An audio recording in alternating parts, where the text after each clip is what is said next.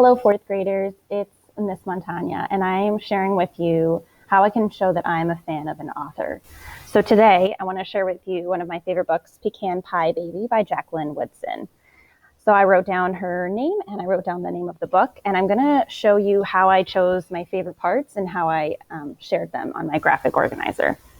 So the book that I chose is about a mother who is about to have a baby, and her daughter is not sure how she feels about this. She's kind of having mixed feelings, and she really doesn't love the idea. And so it's about their relationship and about how she kind of goes through that. And so the book that I have here, it doesn't have any page numbers on it, so I just kind of invented page numbers just so that I could keep track of the work that I'm doing. So my first favorite page is page 1, and the author shows that a baby is coming by hinting at it with Gia, the girl who's the main character, trying on a shirt that she used to be able to fit into, but it's too small. And her mom says that they should keep it. And the hint is that they're keeping it because the mom is going to have a baby, and that baby is going to eventually be able to wear that. So I love how she showed that instead of just telling you right at the beginning, Gia is about to have a baby sister. I feel like that's a really great skill that an author has. So the next page that I really enjoyed is page 6.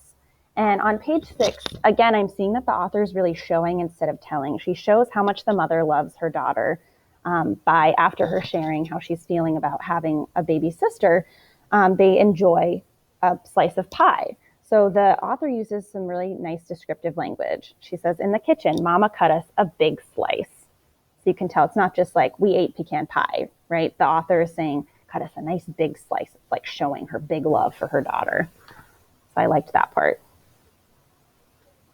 This page was really fun because the author uses speech bubbles to show the jump rope game that the kids are doing. So instead of just saying they played jump rope and they chanted things, there are different speech bubbles that show the different parts of the chant that the kids do, which I really enjoyed.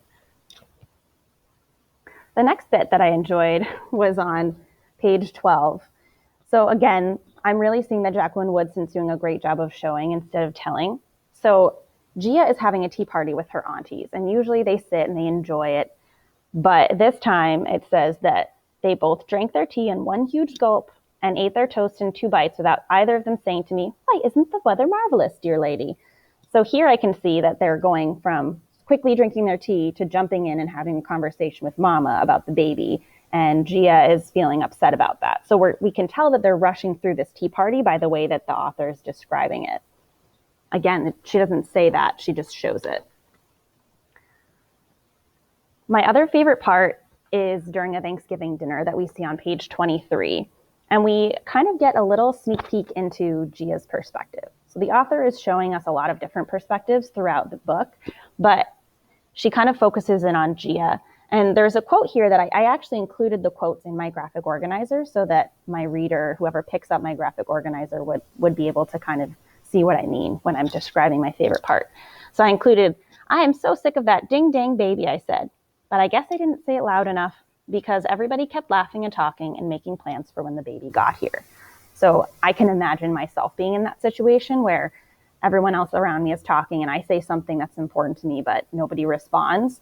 So again, I love how we get to see Gia's perspective through the dialogue and through the description that Jacqueline Woodson gives us in this part of the book. My sixth and final favorite part of the book, again, I'm filling out that graphic organizer, all parts of it, is the end of the book.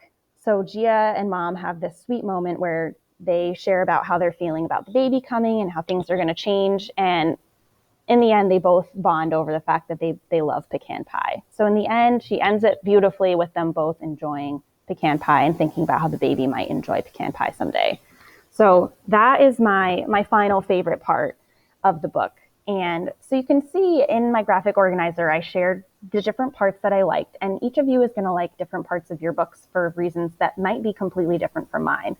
But what I did was I explained why those parts were my favorite. And sometimes I even gave some quotes from the book or some specific examples so that if somebody who hadn't read the book picked up my graphic organizer, they would be able to imagine what I'm thinking.